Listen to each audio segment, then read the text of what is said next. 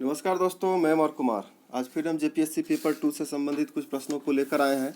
ये विशेषतर CNT act के ऊपर ही है। सीएनटी एक्ट से लगभग 20-22 प्रश्न आज फिर हमारे साथ हैं और हम लोग इस पर बात करेंगे, इसके प्रावधानों को समझेंगे, इसके परिभाषाओं को जानेंगे। सीएनटी एक्ट के ऊपर इससे भी पहले एक वीडियो मैं बना चुका हूँ, आप उससे प्लेलिस्ट में जा करके संभवतः वो वीडियो 8वां वीडियो होगा जो जेपीएससी टेस्ट सीरीज के नाम से है। 8वां होना चाहिए, 8वां ही वीडियो होना चाहिए। आप उसे वहाँ पे जाके देख सकते हैं। तो शुरू करते हैं हम इसे। आज जानेंगे सीएनटी एक्ट के कुछ प्रश्नों को लेकर आपके साथ आए हैं हम। तो अगर आप वीडियो पहली बार देख रहे हैं तो काइंडली चैनल को सब्सक्राइब करें, वीडियो को लाइक करें और इसे आप शेयर भी करें। पहला प्रश्न है, निम्न में से किसने कहा था अस्थायी बंदोबस्ती एक दुखद भूल थी? ऑप्शंस हैं ए होम्स, बी थॉर्नटन, सी फर्मिंगर या डी ए एवं बी दोनों। अस्थाई बंदोबस्ती यानी परमानेंट सेटलमेंट जो बिहार, उड़ीसा और बंगाल के ज़मीन के लिए किया गया था, उसके बारे में कहा गया था। और इसका सही आंसर है डी ए एवं बी दोनों, यानी होम्स और थॉर्नटन दोनों ये बात बोले थे। अगला प्रश्न है, सीएनटी एक्ट के किस अध्याय में मुंडारी खुट कट्टीदारों के विषय में विशेष उपबंध है? ठीक है, विशेष उपबंध, स्पेशल प्रोविजन के बारे में बात हो रहा है, क्योंकि मुंडारी खुट कट्टीदारों के बारे में किसी एक और अध्याय में जो रैयत हैं, खुट कट्टीदार रैयत, उनके बारे में भी चर्चा है। लेकिन यहाँ पे है मुंडारी खुट कट्टीदार, और वहाँ जिस अध्याय की बात अगले प्रश्न में होगी वो केवल खुट कट्टीदार रैयत के बारे में है। तो इसका ऑप्शंस है अध्याय 12, अध्याय 14, सी अध्याय 17 या डी अध्याय 18।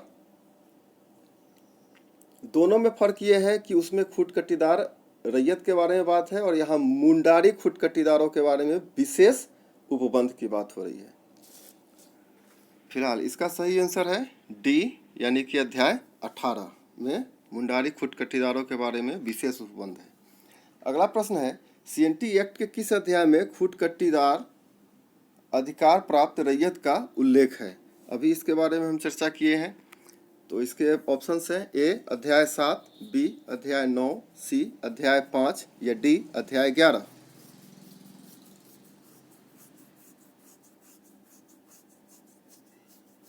इसका सही आंसर है अध्याय 5। अगला प्रश्न है, सीएनटी एक्ट में अंतिम संशोधन किस वर्ष हुआ था? इस पर थोड़ा डिटेल से बात करेंगे हम लोग। ऑप्शन है ए 2016, बी 1996, सी 1990 या डी 1992।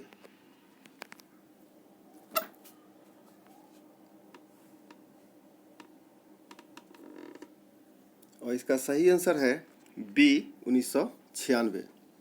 2016 का जो संशोधन रघुवर दास सरकार के द्वारा लाई गई थी वो पूर्ण नहीं हो पाई।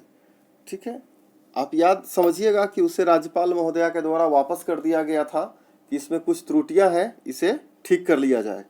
तो उस अधिनियम में जो संशोधन की बात हुई थी वो धारा 21(2) का क ख ग, 21 क, धारा 49(1)(2), धारा 71 क, जिसका सब क्लॉज 1, 2, 3 था। तो आप इस चीज़ को ध्यान में रखिएगा कि जब किसी ऐसा सीएनटी एक्ट इतना बड़ा है कि पूरा तो आप याद कर नहीं सकते हैं, तो इसे कैसे समझेंगे कि अगर कोई इसमें संशोधन हुआ है तो वो किस एक्ट में हुआ है? इसका मतलब कि वो एक्ट ज़्यादा इम्पोर्टेंट है और उस एक्ट को प्रभावित करने वाले पीछे में कौन कौन से एक्ट हैं। जैसे कोर्ट की बात होती है, एसएआर कोर्ट, तो एसएआर कोर्ट को कौन चलाता है, इस हिसाब से सीएनटी एक्ट को पढ़िए तो आपको जल्दी समझ में आएगा कि इसमें इम्पोर्टेंट कितना है। वरना ये 271-72 धाराएँ, संविधान के 395 धाराएँ याद नहीं रह पाती है, तो सीएनटी एक्ट तो एकदम से अलग है। और पॉलिटी तो आप हमेशा पढ़ते हैं। तो इसका 1996 में हुआ था अंतिम संशोधन। अभी तक ये शुरू लागू नहीं हुआ है। और जिस एसएआर कोर्ट की बात हम लोग कर रहे थे, एसएआर कोर्ट 1969 में एसएआर कोर्ट की व्यवस्था की गई थी। यह कोर्ट वही काम करता है जैसे कि एक एससी एसटी के ज़मीन को कोई और ले रहा है या पुलिस थाना के परिसीमा से बाहर है, तो उस ज़मीन से संबंधित जो भी विवाद है वो SAR कोर्ट ही देखता है। अगला प्रश्न है, CNT एक्ट किस धारा में बंदोबस्त रैयत की परिभाषा है? ऑप्शंस हैं धारा 16, बी धारा 17, सी धारा 18 या डी धारा 19।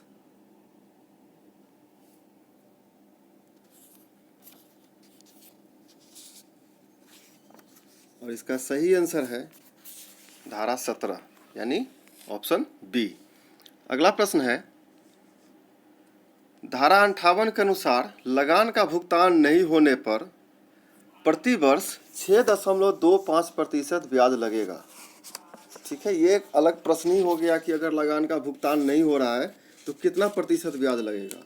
लेकिन यदि कोई रैयत ऐसा चाह रहा है कि हम अपने लगान को एक मुश्त भुगतान दे दें, ठीक है, तो उसे कितना प्रतिशत ब्याज देना होगा?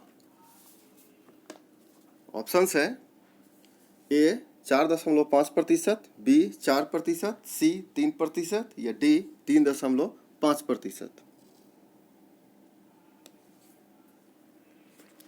अगर एकदम संपूर्ण जो भुगतान है उसका एक बार में बकाया का चुकाने की बात कर ले तो कितना प्रतिशत ब्याज देना होगा? और इसका सही आंसर है 3%, ऑप्शन सी।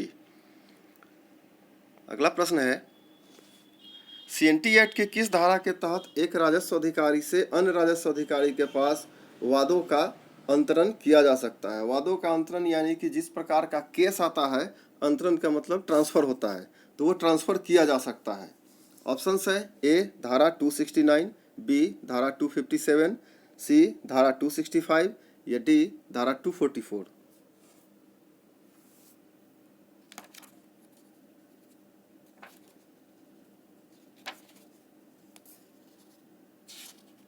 तो इसका सही आंसर है धारा 269 यानी कि एक राजस्व अधिकारी के पास से केस ट्रांसफर करके दूसरे राजस्व अधिकारी के पास भेजा जा सकता है। अगला प्रश्न है, धारा 237 के तहत जोत पर कब्जा पाने के लिए रैयत बेदखली की तारीख से कितने वर्ष के भीतर दावा दर्ज कर सकता है?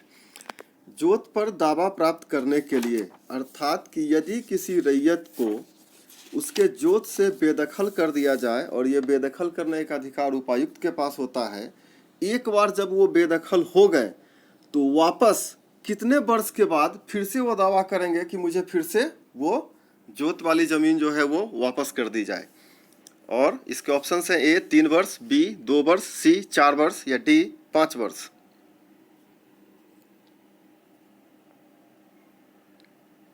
इसका सही आंसर है ए 3 वर्ष।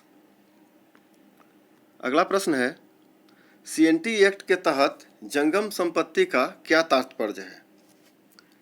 ए चल संपत्ति, बी वंशगत संपत्ति या सी सीमित काल की संपत्ति या डी कोई नहीं। अब ये जंगम संपत्ति क्या होता है? जब आप अध्याय 1 का यानी CNT एक्ट का अध्याय 1 का धारा 3 जब पढ़िएगा तो उसमें बहुत सारे शब्दों की परिभाषा दी गई है, बहुत सारे शब्दों की, जैसे वन उपज क्या है, जोत क्या है, कोरकर क्या है, उपायुक्त कौन होगा, संपदा क्या होती है, भुक्त बंधक क्या है, कृषि वर्ष क्या होता है, इस पर एक प्रश्न भी आएगा, भूस्वामी कौन है। ठीक है, तो इसी के तहत उसी में लिखा हुआ है कि जंगम संपत्ति क्या है, और इसका सही आंसर है ए चल संपत्ति। वैसे जंगम संपत्ति के रूप में मैं आपको बताऊं, आगे जाकर के प्रश्न हो सकता है कोई बदल भी दे, तो चल संपत्ति तो होता ही है, ये पर्सनल प्रॉपर्टी भी होती है, यानी जो व्यक्तिगत संपत्ति है उसे भी जंगम संपत्ति कहा जाता है, या कोई फसल जो खड़ी है यानी खेत में लगी हुई है वो भी जंगम संपत्ति के अंतर्गत आता है। तो जंगम संपत्ति यानी मूवेबल प्रॉपर्टी जो है वो 3 कैटेगरी के हो गए, एक पर्सनल प्रॉपर्टी, दूसरा जो अभी हम देख रहे हैं चल संपत्ति, और तीसरा है जो खेत में फसल खड़ी हो वो भी जंगम संपत्ति के अंतर्गत आएगा। अगला प्रश्न है, CNT एक्ट के अध्याय 7 में कितनी धाराएं हैं? ऑप्शन ए 12, बी 7, सी 4 धारा, डी 1 धारा।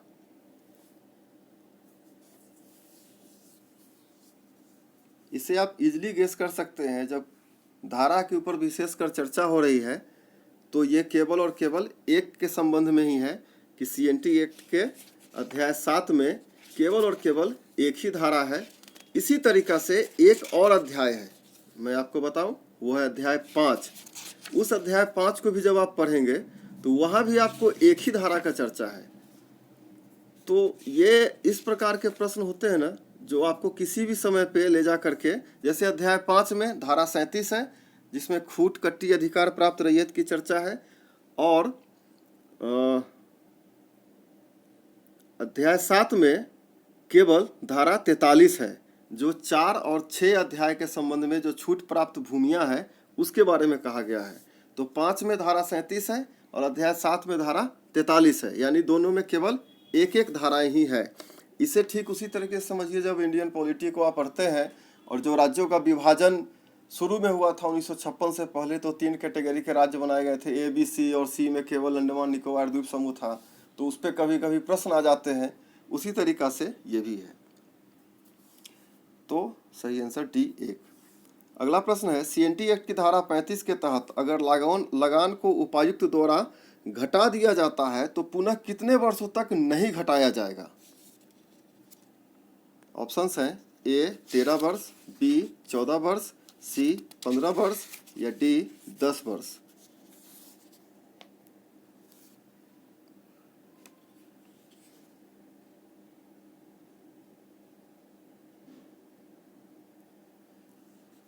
इसे आप धारा 36 समझिए, क्योंकि ये धारा 36 में उल्लेखित है कि यदि एक बार लगान को घटा दिया जाए, और ये केवल घटाने के संदर्भ में ही नहीं है, यदि लगान को बढ़ा भी दिया गया है, सीएनटी एक्ट की धारा 36 इसे पढ़ेंगे, अगर 36 के तहत लगान को उपायुक्त के द्वारा घटा दिया जाए या बढ़ा दिया जाए, दोनों ही परिस्थिति में अगली बार 15 वर्ष से पहले ना तो उसे घटाया जा सकता है और ना ही उसे बढ़ाया जा सकता है। तो इसका सही आंसर होगा सी 15 वर्ष, धारा 36 के तहत।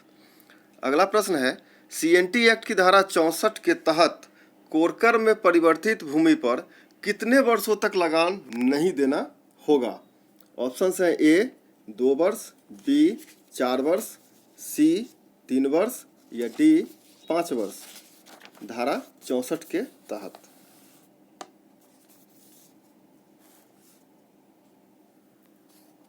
और ये अध्याय 10 में आता है।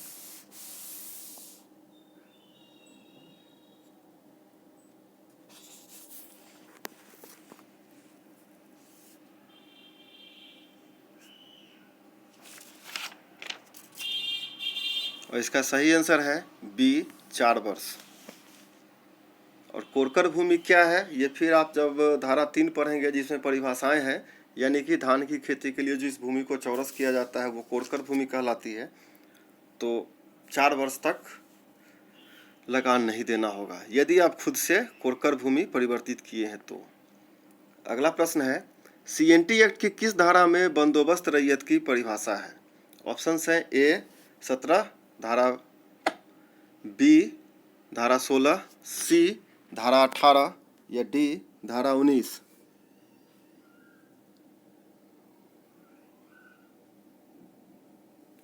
और इसका सही आंसर है ए धारा 17। अगला प्रश्न है, सीएनटी एक्ट के तहत लगातार कितने वर्षों तक फसल नहीं बोने पर उपायुक्त जमीन का पुनः बंदोबस्त कर सकता है? ऑप्शंस हैं ए 3 वर्ष, बी 4 वर्ष, सी 5 वर्ष या डी कोई नहीं। इसका मतलब है कि यह कोरकर भूमि से बाहर है, आप खुद तैयार किए हुए हैं। यहाँ पे काश्तकार वगैरह का कोई नियम लागू नहीं हो रहा है, भूस्वामी भूधृति से कोई मतलब नहीं है। ये सीधा सा मतलब है कि सरकार यदि कोई आपको ज़मीन अलॉट की है कि आप इस पे सीएनटी एक्ट के तहत काम कर सकते हैं, और 5 वर्षों तक अगर कितने वर्षों तक, 5 वर्ष ही होगा कि 5 वर्षों तक अगर आप फसल उस पर नहीं उगाते हैं तो उपायुक्त उस जमीन का बंदोबस्त फिर से कर देगा, किसी के भी नाम से वो कर सकता है। तो इसका आंसर है सी 5 वर्ष। अगला प्रश्न है, सीएनटी एक्ट की किस धारा में उल्लेखित है कि अनुसूचित जनजाति का सदस्य पुलिस थाना सीमा के अंदर जोत का अंतरण कर सकता है? अंतरण को इंग्लिश में ट्रांसफ़र कहते हैं। पुलिस थाना सीमा का मतलब जो एक पुलिस स्टेशन का जो ज्योग्राफिकल एरिया होगा उसी के अंदर एक एसटी अपने ज़मीन को किसी दूसरे एसटी को ट्रांसफ़र कर सकता है, चाहे वो बेच दे या एग्रीमेंट के द्वारा ट्रांसफ़र करे। तो ये किस धारा में लिखा हुआ है? ए धारा 46, बी धारा 47, सी धारा 45 या डी? फिर यहाँ पे एक टाइपिंग मिस्टेक है, खैर कोई नहीं, धारा 65 है वो।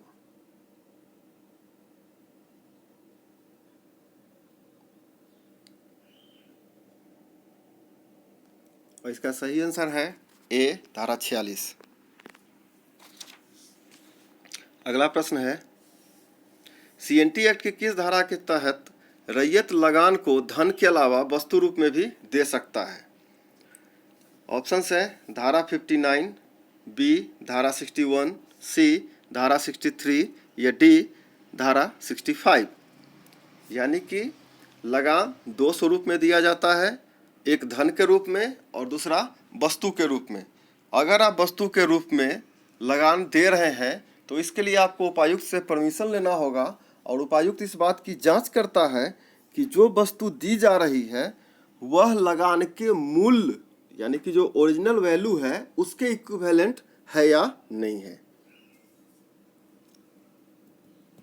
और ये धारा 61 में लिखा हुआ है, तो इसका सही आंसर है बी। आते हैं अगले प्रश्न की ओर। अगला प्रश्न है सीएनटी एक्ट की किस धारा के तहत किसी काश्तकार को उपायुक्त या सिविल न्याय के आदेश के बगैर बेदखल नहीं किया जा सकता है? अब काश्तकार कौन है इसकी परिभाषा धारा 3 में दिया हुआ है। फिलहाल इसे उपायुक्त या सिविल न्याय के आदेश के बगैर बेदखल नहीं किया जाएगा। ये किस धारा में है? ए धारा 64, बी धारा 65, सी धारा 67 या डी धारा 68?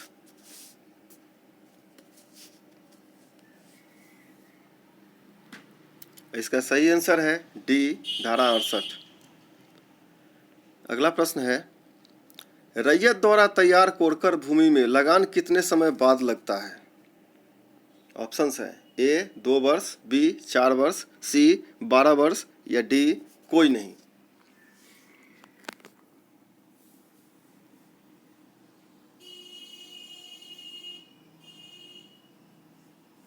और इसका सही आंसर है बी 4 वर्ष। इस प्रश्न को अलग तरीके से ऊपर में एक जगह पूछा गया है कि सीएनटी एक्ट के धारा 64 के तहत कोरकर में परिवर्तित भूमि पर कितने वर्षों तक लगान नहीं देना होगा?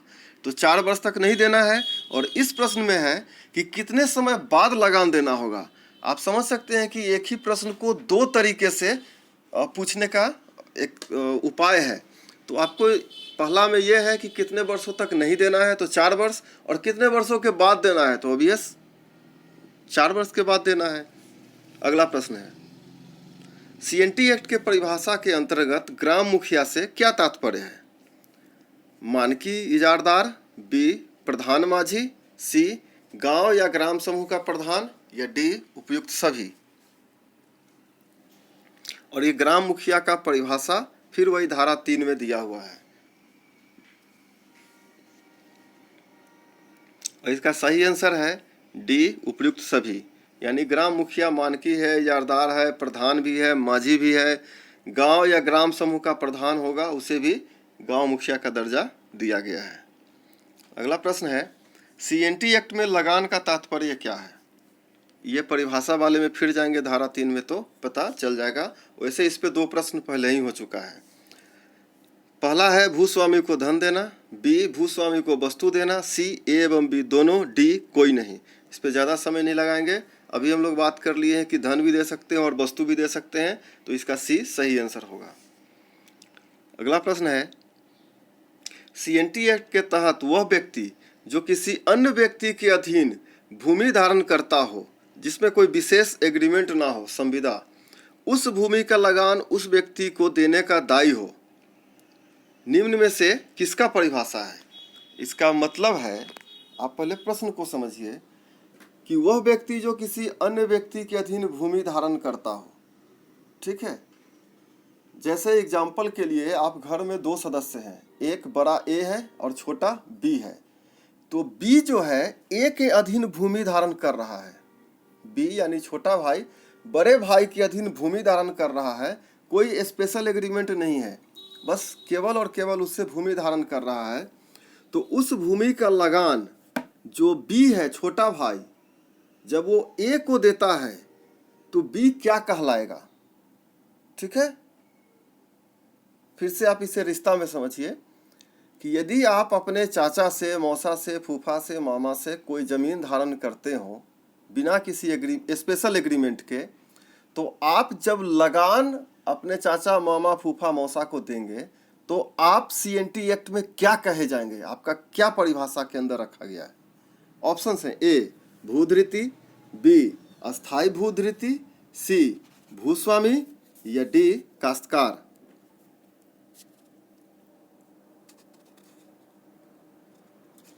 तो जब तक आप ऑप्शन सोच रहे हैं मैं आपको ऑप्शंस में लिखे हुए एक एक चीज का मतलब बता दूं।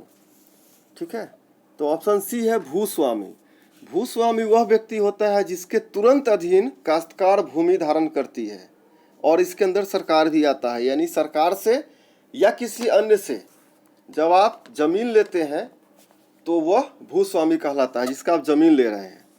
एक है अस्थाई भूधृति। अस्थाई भूधृति यानी कि टेन्योर जिसे हम लोग कहते हैं, भूधृति का मतलब टेन्योर होता है। अस्थाई भूधृति का तात्पर्य है कि वह भूधृति जो वंशगत है और जो सीमित काल के लिए धारित नहीं है, यानी कि उसके पास जमीन जो है वो जेनरेटिक आ रहा है, एक निश्चित समय के लिए नहीं है कि वो 10 साल, 5 साल, 2 साल के लिए है और फिर उसका खत्म हो जाएगा। ठीक है, तो ये हो गया अस्थाई भूधृति। और ऑप्शन ए है भूधृति। भूधृति क्या होता है कि किसी भूधारक का हित, यानी कि जो जमीन ले रहा है उसका हित, इसके अंतर्गत किसी भूखंड का प्रयोग करने का कानूनी अधिकार जो किसी निश्चित समय के लिए हो, यह जिसके पास होगा वह टेन्योर कहलाएगा, भूधृति कहलाएगा। तो इस ऑप्शन के हिसाब से इस प्रश्न का आंसर डी काश्तकार होगा, यानी काश्तकार वो व्यक्ति है जो किसी का जमीन लेता है और लगान सीधा सीधा उसी व्यक्ति को देता है, वो काश्तकार है। डी। अगला प्रश्न है, किसी रैयत द्वारा धारित एक अनेक भूखंड जो एक अलग काश्तकारी हो, यह किसकी परिभाषा है? ऑप्शन ए कोरकर, बी संपदा, सी जोत या डी ग्राम।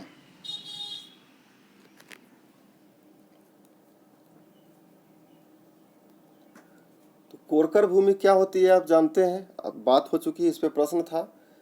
तो इसमें 3 ऑप्शंस अलग हैं, संपदा, ग्राम और जोत। ग्राम का मतलब होता है कोई ऐसा स्थानीय क्षेत्र जिसमें तात्कालिक अधिनियम के अनुसार सर्वेक्षण किया गया है और अभिलेख तैयार कर दिया गया हो, वो एक होगा। या फिर वैसा क्षेत्र जहां किसी अधिनियम के अधीन सर्वेक्षण नहीं किया गया है, ना ही अभिलेख तैयार किया गया है, लेकिन वहां उपायुक्त या आयुक्त की स्वीकृति से उसे कोई विशेष आदेश के द्वारा ग्राम घोषित कर दिया गया हो। ठीक है, और जब बिना सर्वेक्षण के किसी जगह को आयुक्त या उपायुक्त विशेष ग्राम या आदर्श ग्राम घोषित करेंगे तो वो धारा 80 के तहत करते हैं, जो गांव के अंतर्गत ग्राम का एक भाग होता है। तो CNT में गांव अलग है और ग्राम अलग हो जाता है। ठीक है, तो ये हो गया ग्राम की परिभाषा। कोरकर के बारे में हम लोग बात कर चुके हैं। अब आते हैं संपदा के ऊपर। संपदा, इसे कहाँ लिखा मैंने?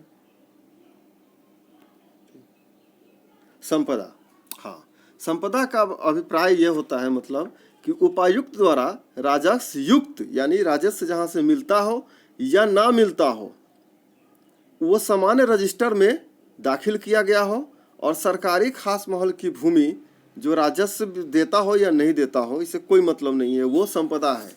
यानी कि राज्य सरकार का ऐसा कोई भी जमीन जो खास महल का जमीन हो या उपायुक्त के द्वारा राजस्व ग्राम या राजस्व देने वाला ग्राम घोषित किया जा चुका है, वो संपदा है। तो यानी कि इस प्रश्न के हिसाब से जो ऑप्शन है वो जोत सही आंसर है, सी।